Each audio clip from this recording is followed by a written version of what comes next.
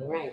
So one of the main ways that people who are really into modeling go eventually is trying to generate code from models. And even that simple tool that you guys used last semester, StarUML, anybody trying to generate code using StarUML from your models? So you can do that. I think the way that StarUML is now, you have to download a plugin. They might not see it in the menu, but if you look, when you just install it, and when it starts up, there's usually a section that shows you a list of plugins. You can look through that list, and there's one that does code generation. Or you can go on the StarUML site and look for it. But there's a plugin that allows you to generate code for C#, Java, C++, I believe Python is there now as well.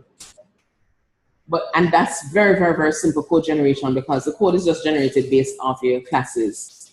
But there's a whole area called model-driven development that allows you to actually be able to generate entire pieces of software. All right, so the diagrams that we're going to be learning in this course, and we're learning these diagrams because they'll help us to be able to model the systems that we want to develop. We can also use them to model existing systems so that we can understand them better. We can analyze them. This is called the 4+1 model. You would have seen this before somewhere, right? Everybody remembers this, right? And so the different diagrams can be divided into different parts of this model. Now, this is only one way of looking at the UML diagrams, or looking at different views of the system. There are different ways. Some people just simply divide the views into dynamic views and static views. And there are others. So in the logical view, we're talking about diagrams like class diagrams, object diagrams, sequence diagrams, and communication diagrams. Process views, activity diagrams. Physical view, we're looking at deployment diagrams, and under the development view, component and package diagrams. And this is basically a view that has to do with how you organize your development code and things like that. And then the +1 is our use case view. And I'm moving fast because I want us to move on to the challenge. So why is it important? It helps us to ensure and verify that we have considered all the important aspects of our system. So you don't always need every single diagram.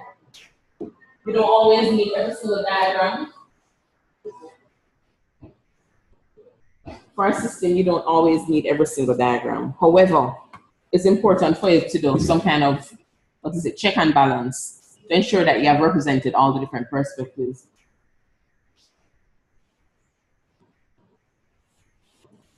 So this is just talking about splitting them between static and dynamic. We don't need to go through that, no? So let's move on to this before you all fall asleep. Save falling asleep for Wednesday. Everybody was able to see this. I want you to, I hope you downloaded it. You're going to read through the design challenge, and then we're going to, I'll give you 20 minutes, 15 minutes, and then we'll spend the next 15 minutes going through different designs. Okay, so just do it on paper. I'm going to snapshot it. Right, I'm going to take a snapshot of it, and it will sync with this computer, and then we can. So you have been contracted to develop a computer system for a university library. The library currently uses a 1960s program written in an obsolete language for some simple bookkeeping tasks and a card index for user browsing. You're asked to build an interactive system which handles both of these aspects. Obviously, you want to think about the use cases. You want to represent what those requirements are, so you need to ask more questions and so on, which you would have learned in software engineering. Additional information is that the library contains both books and journals. It may have several copies of a given book. Some of the books are for short-term loans only. All other books may be borrowed by any library member for 3 weeks. Only members of staff may borrow journals. Members of the library can normally borrow up to 6 items at a time, but members of staff may borrow up to 12 items at one time. New books and journals arrive regularly, and old ones are sometimes disposed of. The current year's journals are sent away to be bound into volumes at the end of each year. It's essential that the system keeps track of when the books and journals are borrowed and returned, since the current system already does that, so we don't want to be doing lists. And more details are there for that one. The system should allow users to search for a book on a particular topic, by a particular author, etc., to check whether a copy of the book is available for loan, and so on and so forth. Anybody can browse the library. So,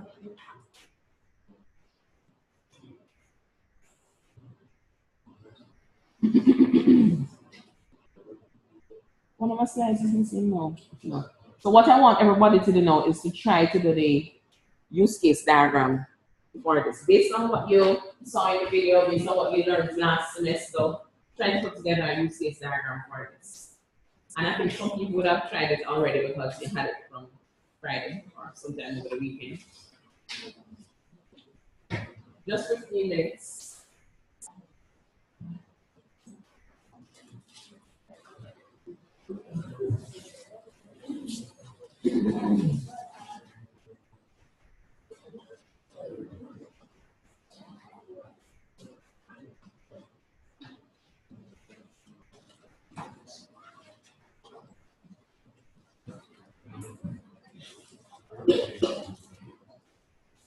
So it makes sense to think about who are the actors in the system. You want to think of who are the actors, look back through, go back through their notes, the whole description, and try to figure out who are the actors in the system. Then try to figure out what each of those actors can do.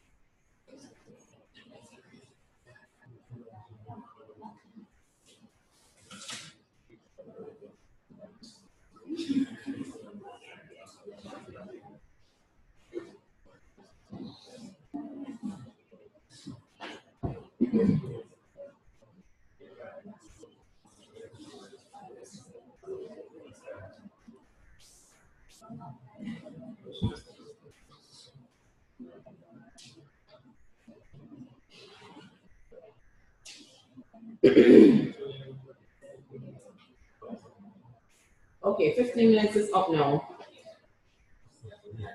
Anybody wants bonus marks too? Okay, I knew that would help.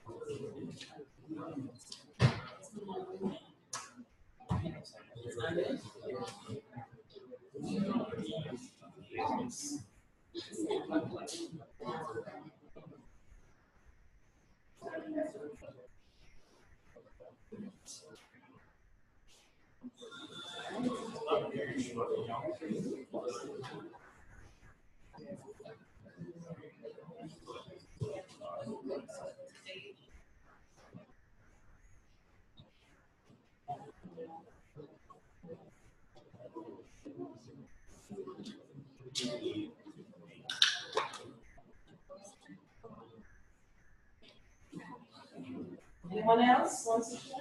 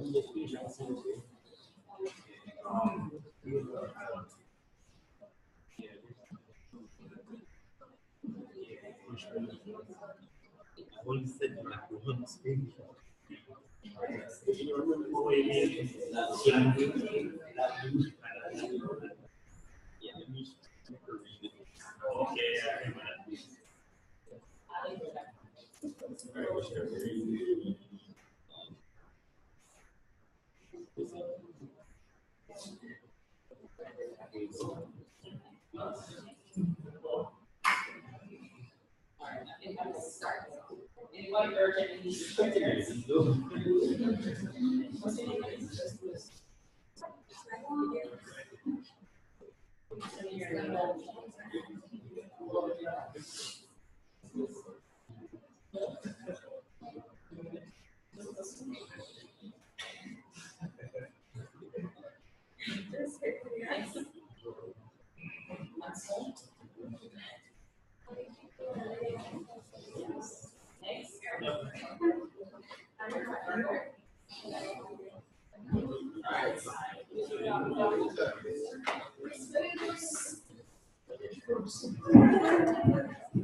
We'll still look at them. What I'll do, I'm going to put a little, probably what I can do is put a link online for you to share on the site, and then people can comment on it. This is enough for us to go on.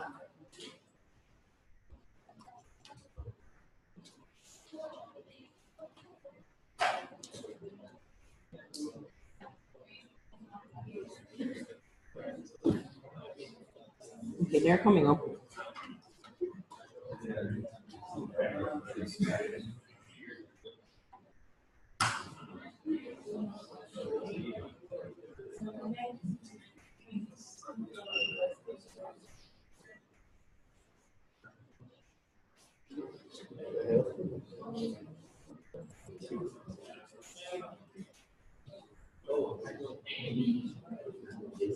All right, let us start with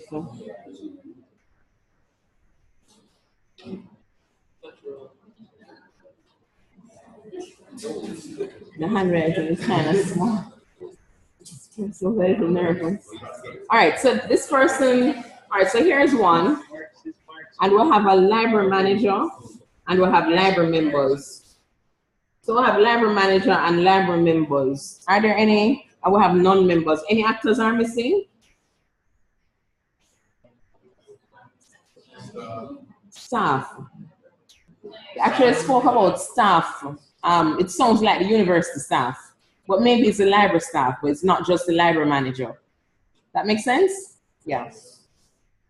All right. Then so in terms of actors, I think we're good here. The non-members, the library member, and we're gonna assume this is what for library manager you mean the staff who are entitled to borrowing journals and so on. All right. So we have some use cases here, and we can look at the library manager or the staff. Oh no, this is the library manager. is able to update the library. So in other words, when new items come in, that's what you're talking about. When new items come in or there are old items that we need to dispose of, this person will be able to update, right? Then we have the library members, and those are different from the staff. So we have the library member here. So it means that you actually need another actor, a separate actor for the library, for staff. It should be a different actor, right? Oh, sorry, this is not yours. Oh. I thought the staff was that. Right, that's what I thought you were saying at first. But if we think about it, there are some things that a library, that staff can do. There are some things that the library manager can do based on what you're saying here that we're not really talking about staff. So for example, staff can borrow journals. Isn't that like a member, you get membership for the library? No, but remember that they distinguish between the staff and the members. Now, if it is that the tasks are exactly the same and the roles are exactly the same in the organization, it wouldn't matter. But they actually said that members who are staff have access to borrowing journals, while regular members, just regular library members, can only borrow books, right? They said something like that. So you have to distinguish those two people, those two roles. So we have non-members being able to search for books. Did they say that non-members can borrow books or journals? No. So we'd have to say that this part here is not right. This section here, and this will be off. But library members can return books and borrow books. Anybody can search through the collection, right? So that would be fine. Sending reminder. Okay. Go again, you were saying something. You were wondering where to put send a reminder. Okay, so send a reminder. Anybody remembers what we said about that last semester? Time. We can have an actor called time. Either you can draw the usual stick man, or you can draw an hourglass, and it would represent time. And you just draw the time thing here and connect it to send reminder, and that would be fine. And then anybody, we're hoping that in the future, there'll be some feature called extend loan. So you might want to include that in your use case diagram. Traditionally, you might want to put it in a system box inside of the bigger system box. So everybody understand that this represents the boundaries of the system, right? You can put another boundary in here to represent different releases. So if there are features that belong, if you want to separate the releases so that you know what to focus on in a particular development period, you can actually separate them in boxes. Or sometimes people use different colors for the different use cases just to highlight what's being dealt with now, what's being dealt with later. Very good. Let's look at another one. Yes, let's give Anglin a clap. Good job, Anglin.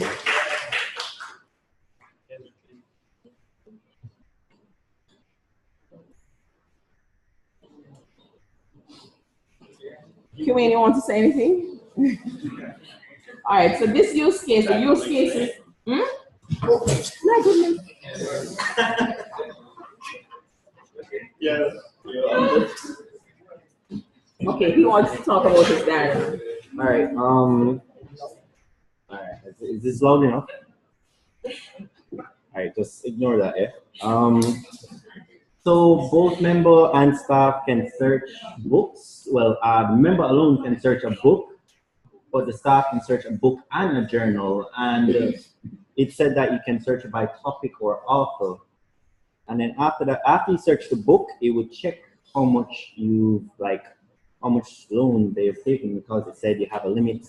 A member, so it includes that use case, because members can only check out 6, staff can check out 12, and they go over. Yes, just using hand. Like, oh, okay. So after that, there's the next use case, which is the limit reach, which extends the check loan amounts, because if you're over, it won't always happen, but if you're over the, okay, this is so, I hate Apple so much. You want to move somewhere? You want to go over. And so Like If that? the limit is reached, it's either over 6 or over 12, and I never got to finish, so you probably get some notification. And after, if you get the go ahead, it will continue going down. Then you would like select your loan period, but never really got to finish, so that's kind of it. Thank you very much. All right, is there anything that we learned? Give Queen a clap, please. Before we go any further, though, I want to make it clear that even if you present something and it's not correct, you are still learning and you're helping the class to learn. And it's much more interesting than me reading off everything to you. So some of these use case diagrams will be teaching that I'm using them to help you to remember and to reinforce some of the things, right? So we did some with the first one. This one, no. There are some issues with this one. Anybody knows what the issue is? The format, what else? Okay, there's no system boundary line, what else? The most important thing, yes. It's missing what? What? Okay, no, these are not actors. He's representing use cases. Okay, so here's what you're gonna learn now. Everything in an ellipse is a use case. Every use case you put it in an ellipse. A use case is a verb, it's something that can be done, something that the system can do, right? And the other thing is a rule that you must always remember about use case models. You had your hand up. Let me see if you're gonna say it.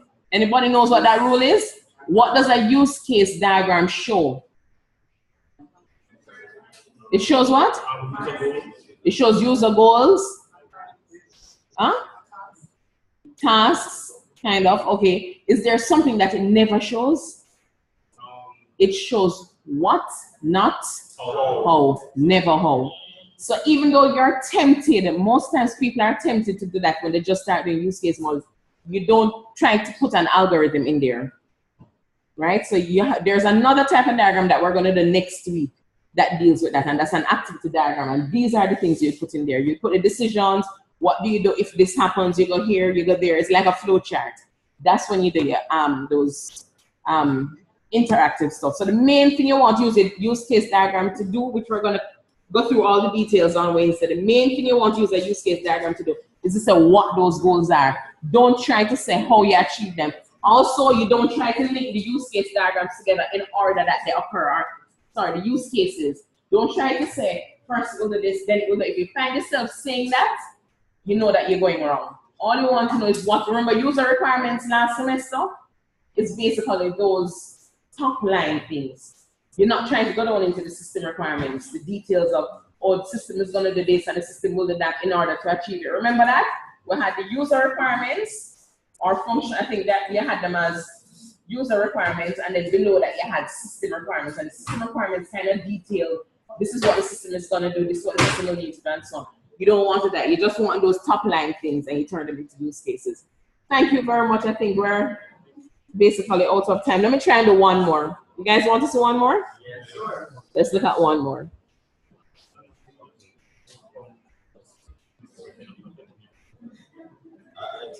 This one is pretty clear.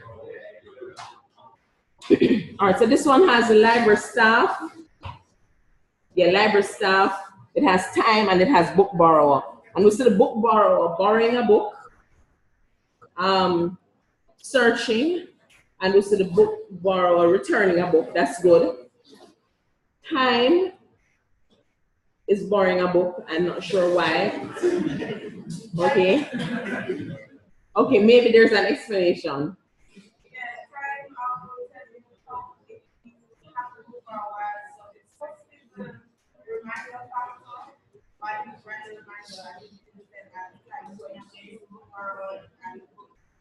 I can see your brain was working, and that's important. But this is what you're gonna do next time. Remember that the only thing that you can show on the use case diagram, when you put the use cases, you're actually saying this is something the system will do, and whatever you link it, whichever actor you link it to, that's the actor that's initiating it. So if it was a case that, let's say that let's say that the system allowed you to set a timer to automatically borrow books at a certain time. This is how you represent it, and automatically return it at a certain time. This is how you do it. Understand? But if it is that what you want is a reminder, then that is a different use case. And the use case would be generate reminder or send reminder. And you would connect that node to the time. And I'm going to just show you. I wish I could go through all of them. All right, this is the one that I sketched a while ago. So mine is a little palish, I think. Next time I'll use a thicker one. But see, I have staff, members, and time. So I didn't put a librarian. And maybe even though they didn't say it specifically, that would be a good thing to do, to separate staff in general from the type of staff that can update the collection. So that was a good thing to have there. So I have the staff borrowing books, the staff borrowing journals, borrowing books, members only borrowing books, staff updating collections, time sending a reminder.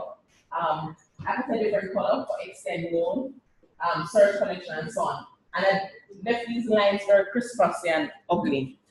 What can we do about that?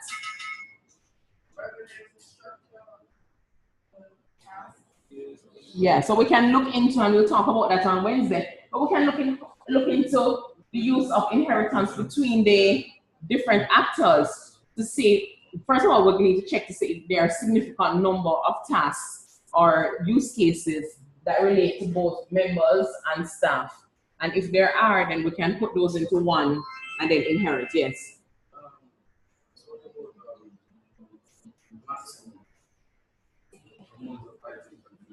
Very good. Good question. Again, we'll be thinking about the same thing. We need to think about what and not how. The issue of the maximum number of loans is something that's going to happen inside of this use case. Whenever you try to borrow a book, there's going to be an algorithm that says, how many books do you have already? Have you reached the maximum of 12? And then based on that, it will lend you or borrow or give you an error message or so. The use case diagram doesn't show it. But there's a part of the use case model that shows it. The entire use case model consists of a diagram as well as some type of description. And usually you put that type of information in the description. Tomorrow, Wednesday, we'll talk about that. How do you know where to stop with the actor? Because I know we didn't get sent out from binding, so I had a binder after. All right, so what you have to think about, and you do this for both your classes and for all your diagrams, everything you do in modeling. The idea of modeling is creating abstractions, and creating abstraction means leave out the things that aren't really related to the problem that you're trying to solve and focus only on those that you're trying to solve. So for instance, you're not going to program anything that has to do with the book binding. If they said to you that the book binding, you have to work out how much it costs to bind the book or something, then you'd have to think a little bit more about how you'd incorporate it. But right now, the problem that they've asked to solve doesn't have anything to do with binding except that it must be sent. So you can have a use case that says send to binder. I just simply said update collections because I don't really care about the details of which binder it's going to. If they said that you have to specify the different people who can bind different companies and send it, then you might want to incorporate it at that time. All right, so we're going to stop now because there's a class lined up outside. So I'll see everybody on Wednesday.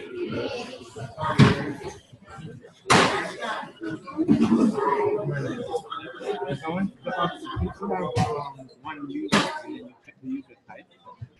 Wouldn't that be possible? One user. And then check the user type. No, you can't check anything in a use case now. So you can like have. Oh, I see what you're saying. Yes, yes, you could do that. So you're saying that you just have user, and then you specify in the details of the use case.